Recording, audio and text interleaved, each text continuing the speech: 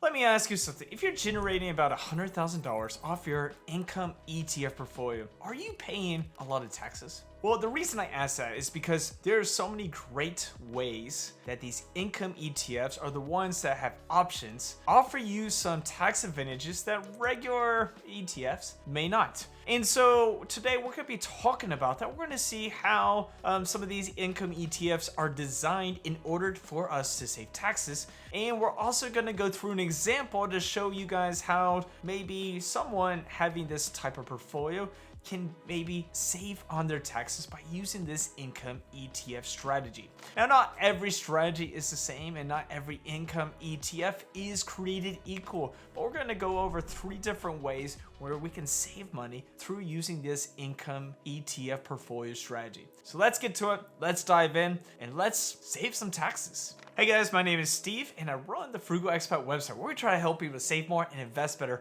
Today we're going to be talking about how to save taxes using your income portfolio. Now, just to let you guys know, I am not a tax professional, so make sure to also take a look at your different state, different ways maybe your income is coming in. It's because each person is different, each state is different, and each individual person has a different tax strategy. And so this is just some information to help you guys out. And so let's dive in. Let's talk about these 3 ways that maybe these income ETFs are saving you some money. Now let's look at this big picture. Now, a lot of income investors could be getting destroyed because of the way their income ETFs are being taxed. Now, not every income ETF is created equal. Some of them distribute their distributions as ordinary income. And if you are in that highest bracket of 37%, that's a huge chunk of money coming out. Plus, if you're in a state that has state income taxes, there's even more income coming out of your pocket. So we're going to be talking about some of these different ways that some of the better ETFs are making taxes more efficient. And we're also going to show you guys some great ETFs that you could be investing in because they have some good tax efficiency. Now, the first way you can save on taxes is called return of capital. When an ETF classifies some capital as return of capital, it's telling the IRS that this money is not income and they are returning the capital back to the investor. So what it's doing is if you have maybe a stock that's sitting at about 50 bucks and they return about $5, your cost basis is actually going to go down to about $45. And it's going to continue to go down year upon year until it hits that 0%. Now, you may be thinking that this could be a little bit confusing, but you're only going to pay capital gains when you sell it, and those would be considered long-term capital gains. So the tax bill on that money is going to be deferred and pushed out to the future. And when you do sell, it's going to be treated as long-term capital gains and not ordinary income. So let's say you have an ETF like a QQQI or a SPY. QQQI does about 90 to 100% return of capital. Right now, they're doing about that 99%. And so let's say you have a $100,000 portfolio and you're getting about $10,000 of that as income. Now, if we're talking about 99% of that is return of capital, that means that 1% is going to be taxed as an ordinary rate. Now, with QQQI, you do have some other tax efficiency built into the ETF. We'll talk about that later. So if you're getting about $10,000 off that $100,000 as income, or even $100,000 off of $1 million portfolio, you are going to have some of that not be return of capital. And the good thing about these ETFs is some of these ETFs, like the NEOS ones, you're getting a lot of that capital that's from distributions where they sell some covered calls and they get some distributions from that income and they return it to you. And so the cool thing is you're deferring taxes to the future. It could be 7 to 10 years and you can spend it, reinvest it, you do whatever you want with this cash. But when it is time for you to sell, that's when you will pay those long-term capital gains taxes. And it just depends on what the rates are in the future. And so you're gonna let future Steve figure that out, or even future Dan, Bill, whatever your name is. And because 17 years is a pretty long time and taxes could change over time. And so maybe your tax bracket is a lot bigger now, but in 10 years, it's a lot smaller because maybe you don't have any active income. And so those are some things to consider. Now, mechanism number 2 on saving taxes would be 1256 contracts. So the IRS put in some rules where if you have some options on an index like the SPX or the NDX, you can classify the income as a 1256 contract. So 60% of it will be long-term capital gains, while 40% is short-term capital gains.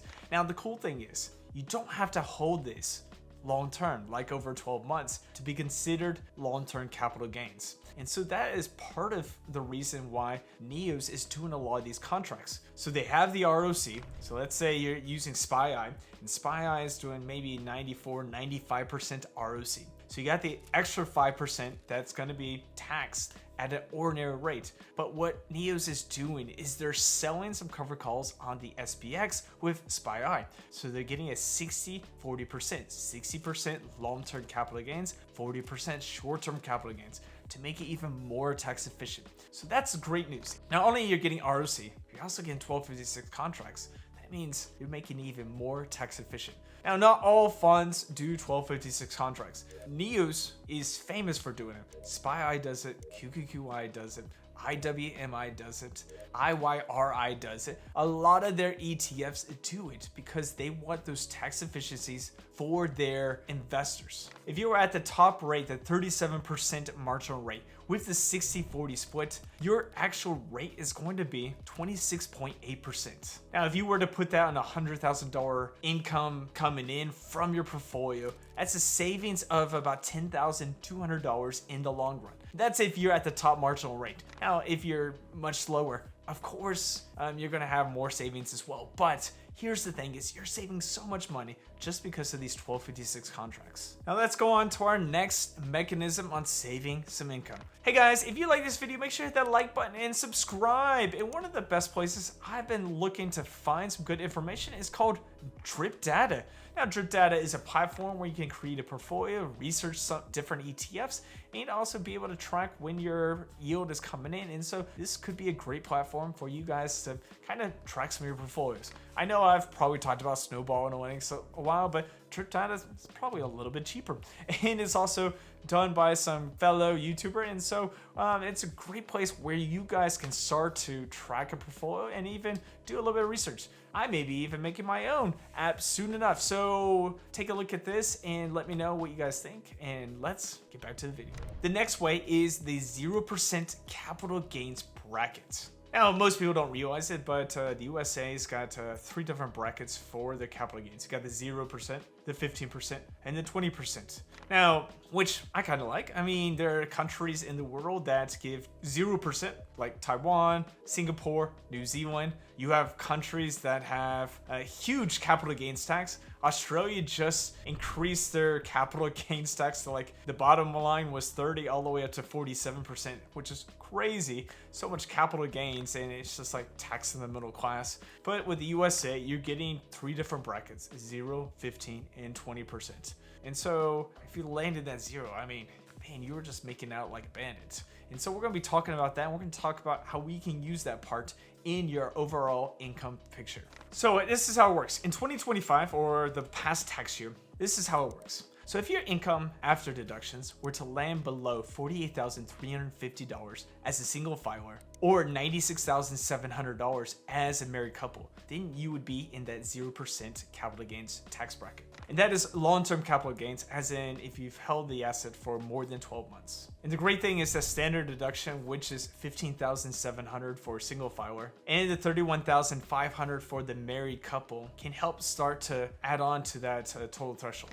Let's say you're a married couple and you have $100,000 coming from your income portfolio, and you have that tax rate and you get that income, but the $96,700, the rest of it will be taxed at the next capital gains bracket. But here's the thing, if you have some ETFs like a SPY, QQQI, part of this portfolio, you're getting some ROC, and you're also getting that 60-40, which lowers the taxes even more, to the point where you're basically paying 0% on those income coming in, and you can just live tax-free. Now that brings us to that 3 kind of layers on those taxes. First of all, you got ROC, which is great. Secondly, you got this 1256 contracts, and thirdly is the capital gains tax rate, where you're paying no taxes on that income coming in. Now let's do an example. So you're a married couple. You've got $100,000 coming in from your portfolio, which is about a $900,000 income portfolio. So you're getting about 11.6% from SPY and about 13.2% from QQQI.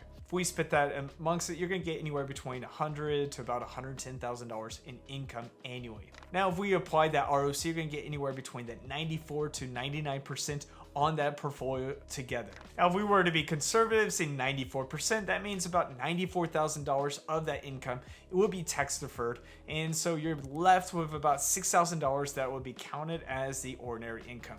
Now, because you have those NEOS funds, you're going to see 1256 contracts, so 60% would be long-term capital gains, and 40% will be short-term capital gains. So you're left with about $3,600. $3,600 is going to have some of that long-term effects of the long-term capital gains rate. Now, if you are that married couple, you have $31,500 of standard deduction, which if you have no other income coming in, kind of takes rid of that $6,000 as well. And so you're kind of knocking off all those things altogether.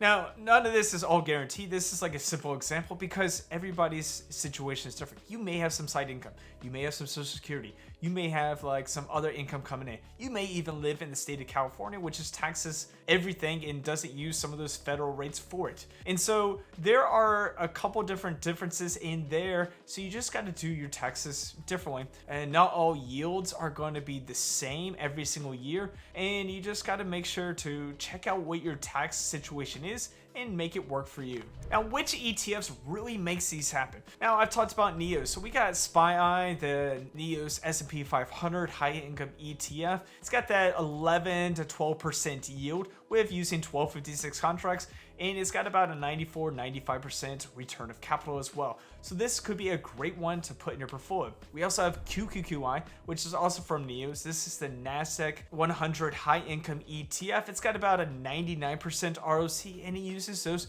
1256 contracts as well. And so this one giving you some higher yield around 14%, and it's also pretty tax efficient. Now we have some other ETFs. You got OVL, which is the Overlay Shares Large Cap Equity ETF. It's got about a 10% yield with 100% of it coming from ROC. And so this could be another tax efficient way. T-SPY from Tap Alpha does anywhere between 95 to 100% ROC. It's got a yield of about 14 to 16%. And so this one could be another one. It uses 0 DTE options on SPY. And so it can have some good price appreciation, but also some pretty good yield. And the tax efficiency is not bad at all. Then you have also TDAC from Tap Alpha. Now this one does about 100% ROC. So you're getting about 17% yield with TDAC. TDAQ, and you're also getting some good price appreciation when it's doing some 0 days to expiration or 0 DTE on QQQ or the NASDAQ 100. So this one could be another good one for you to buy and hold. Also, JP Morgan's got some new ones like ROCY and ROCQ, which tracks ROCY tracks the S&P 500, ROCQ tracks the NASDAQ 100. ROCQ has done about 99.6% on ROC, and so you're getting some about a 10 to 11% yield with ROCQ with some good tax efficiency. Now, I'm not just saying these are the best that you can buy and hold. There are just so many good ones out there. The key is if you're looking to pay 0% in tax and you're looking to also live in the USA, these could be some options that you can hold in your portfolio. And if you really want to avoid tax, you can always move out of the USA and have a certain amount of your income already kind of tax exempt. Now, I'm not saying to move out, but there's so many options that you could be looking into when you're creating your income portfolio. Now, let me know in the comments, do you look at tax efficiency when you buy some ETFs? What are some of your favorite tax efficient ETFs that you are adding right now? And a great thing to do is check out this video on a good $1 million NEOS portfolio up here. And I'll see you guys in our next video.